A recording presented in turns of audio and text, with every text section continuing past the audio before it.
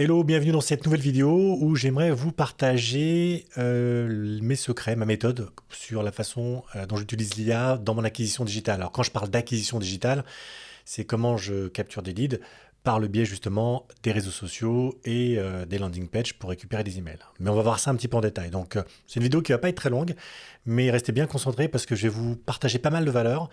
Et voilà, si vous avez des questions, je vous mettrai un lien juste en bas où je vous propose un appel de découverte, en tout cas de clarification gratuit. Donc n'hésitez pas, si vous avez des questions, vous pouvez cliquer sur le lien et prendre rendez-vous juste après cette vidéo.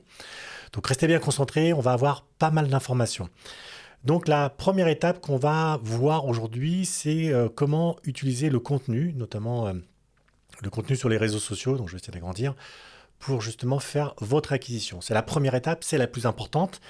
Et cette étape, ça va être déjà de commencer à poster sur Facebook, sur Instagram ou sur LinkedIn en fonction de là où se trouve votre cible. Je vous conseille très honnêtement de prendre un réseau social, de le travailler à fond plutôt que d'être un petit peu partout et nulle part à la fois. Donc prenez un réseau social. Ensuite, ce que vous allez faire, c'est que vous allez utiliser ChatGPT pour vous aider et vous guider justement dans cette démarche. Donc la première chose que vous allez faire, c'est que vous allez commencer à écrire un post. Pour écrire un post, vous voyez ici, je vais agrandir, vous avez un prompt qui va être par exemple, donnez-moi la liste des problématiques les plus douloureuses pour un propriétaire qui vend pour acheter un autre bien. J'ai pris cet exemple-là, mais vous pourriez prendre un autre exemple. Ce qu'il faut bien comprendre, en revanche, c'est quand on parle de problématiques, on parle de problématiques dures, qui est un acronyme qui va définir quelque chose de douloureux, quelque chose d'urgent et de reconnu. Ça, c'est extrêmement important parce que si vous commencez à écrire du contenu qui n'est pas en relation avec leurs problèmes, bien sûr, vous ne capterez pas l'intérêt de vos prospects.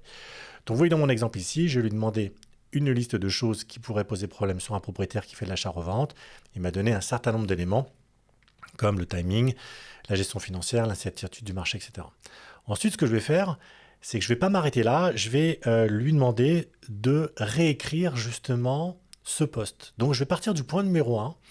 Et ce que je vais faire, c'est que je vais lui demander de réécrire ce post-là pour...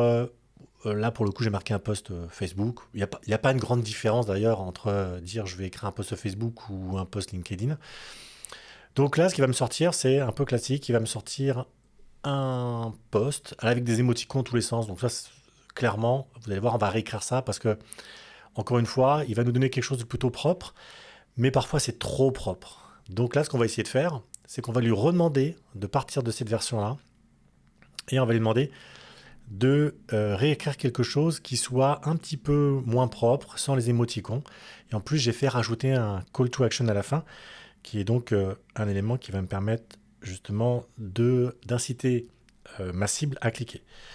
Donc vous voyez ici, j'ai refait un prompt un petit peu plus, on va dire, un peu plus simple, où là, je vais lui demander d'enlever tous les émoticônes et de me rajouter un CTR.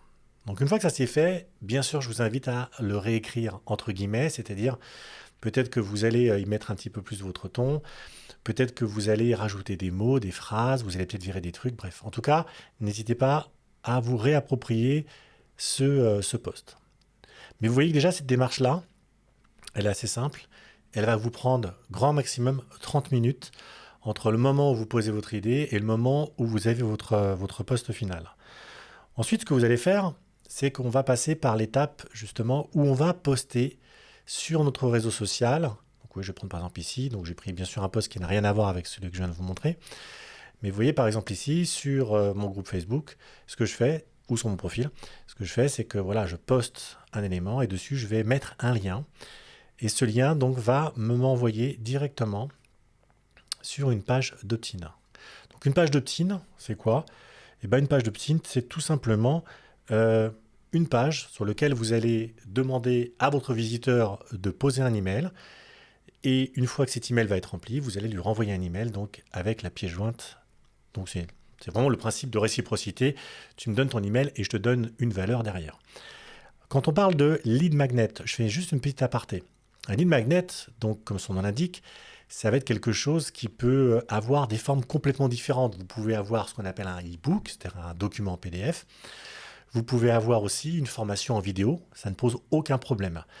Et quand je parle de formation vidéo, souvent les gens ont peur de montrer leur visage, mais en réalité, vous pouvez tout à fait faire une formation vidéo qui qui peut être aussi avec un slide, un PowerPoint, et vous parlez derrière, donc vous n'êtes pas obligé de montrer votre visage.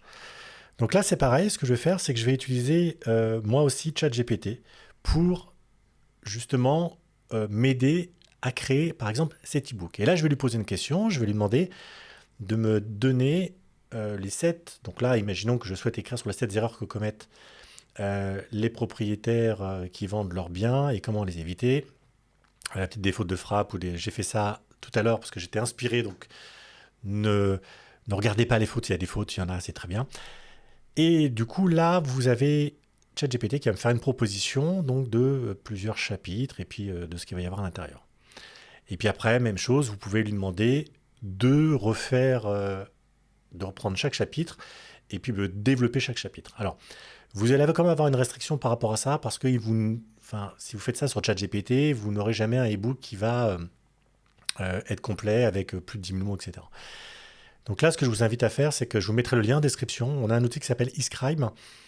Vous allez voir qui coûte quelques euros et qui est vraiment top parce qu'il va vous permettre justement de créer avec l'API ChatGPT, de pouvoir créer justement un e-book avec des milliers de mots que vous allez après reprendre. Donc il y a toute une vidéo qui est faite là-dessus.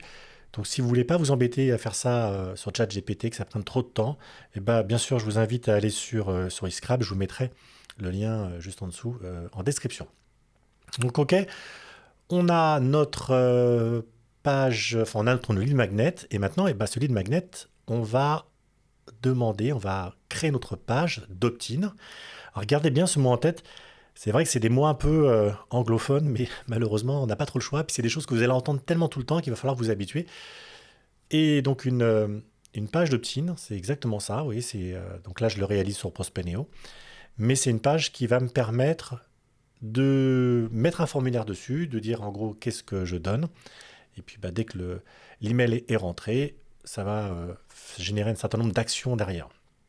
Donc là, pareil, si vous voulez tester Prospeneo, je vous mettrai un lien juste en dessous. Vous avez un test de 14 jours gratuit avec toutes les fonctionnalités.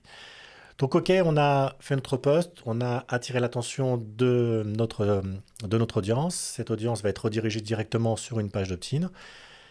Et en contrepartie de leur email, je vais leur donner donc mon e-book. Cet e-book va ensuite, quand votre prospect va rentrer son email, ça va déclencher une automatisation. Donc déjà, vous allez avoir un email en plus, et ça c'est plutôt pas mal parce que c'est extrêmement important. Ce qu'il faut comprendre quand on parle de liste email, c'est que c'est un élément qui est essentiel. Pourquoi ? Parce que à partir du moment où vous avez une liste email, vous allez pouvoir les recontacter gratuitement à n'importe quel moment. Et pour vous, c'est une source de business qui est énorme. Donc, ne faites pas l'impasse aujourd'hui sur cette data. Elle est extrêmement importante, elle est peu utilisée en immobilier. Et franchement, si vous le faites aujourd'hui, vous serez parmi les premiers à le faire. Une fois que vous avez fait ça, on va lancer une automatisation. Cette automatisation, qu'est-ce qu'elle va faire ? Elle va tout simplement générer donc plusieurs emails. Et vous allez voir que ces emails vont avoir un objectif assez précis. L'objectif, c'est concrètement de créer un lien. Parce que c'est pas parce que la personne donne son email et que vous lui donnez un e-book que vous allez être pote et que demain il va vous appeler. Donc vous allez être obligé de lui envoyer une série d'emails pour créer un lien. Là c'est pareil, je vais utiliser ChatGPT justement par rapport à ça et je vais lui dire ok ChatGPT, écris-moi un mail, enfin écris-moi 3 mails, là dans mon exemple j'en ai fait un, écris-moi donc 3 emails pour plusieurs choses. Donc, c'est destiné à une personne qui a téléchargé mon e-book. Et puis, donc, il va y avoir 3 parties. Donc, je donne quand même ma cible. Ça, c'est important. Et donc, il y aura 3 parties. La première partie de ce premier email, c'est de remercier et de donner l'e-book. L'autre partie, c'est de faire poser la question à la personne qui a téléchargé du pourquoi il a téléchargé cet e-book et quelles questions il se pose. De lui dire que vous avez une solution et de lui demander d'être attentif puisque vous lui donnerez demain justement une solution que vous avez découverte qui pourrait tout à fait l'aider. Donc ça donne quoi ? Ça va donner ça. Vous voyez par exemple ici, on voit bienvenue, merci. Merci d'avoir téléchargé notre e-book, comment vendre, blablabla. Cet e-book vous guidera étape par étape dans le processus de vente d'achat. Mais avant de plonger dedans, je vous invite à vous poser une question importante. Pourquoi avez-vous décidé de le télécharger, etc., etc. Et donc vous voyez, cet email il est assez important parce que c'est le premier email que vous allez envoyer à cette personne. Et donc ça va être la première impression qu'elle va avoir sur vous et sur votre entreprise. Donc, Ça, c'est important. Vous pouvez aussi le travailler, comme je viens de vous montrer, avec ChatGPT. Donc, vous allez générer 3 emails.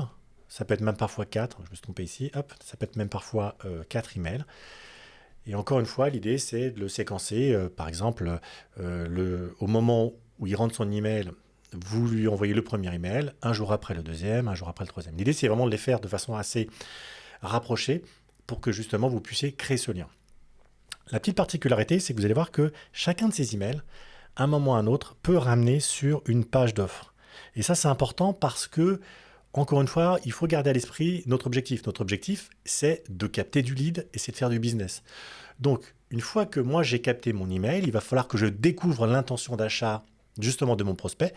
Et là, encore une fois, je vais utiliser, pareil, mon outil Prospect Neo pour pouvoir justement ramener sur une page où je vais avoir par exemple un agenda en ligne. Et vous allez voir que sur cet agenda en ligne, il y a un objectif qui est précis, c'est bien sûr d'obtenir un rendez-vous ou d'obtenir un appel, qui est ici. Et là, j'ai envie de dire qu'après, c'est à vous de jouer, puisqu'une fois que vous avez votre rendez-vous, vous pouvez encore générer pas mal d'actions derrière. Mais là, je voulais vous faire un truc assez simple pour vous montrer déjà comment dans votre activité, que vous soyez conseiller, que vous soyez agent mandataire, peu importe, dans tous les business, ça marche comme ça, c'est comment j'utilise l'IA pour gérer mon acquisition digitale. Donc, je vous récap rapidement. J'ai une idée, je vais en tout cas m'aider pour trouver des idées avec ChatGPT. Je vais ensuite faire des posts. Sur ces posts, il va y avoir des liens où je vais inciter les gens à me donner leur email en échange d'un e-book qui correspond bien sûr au problème de ma cible.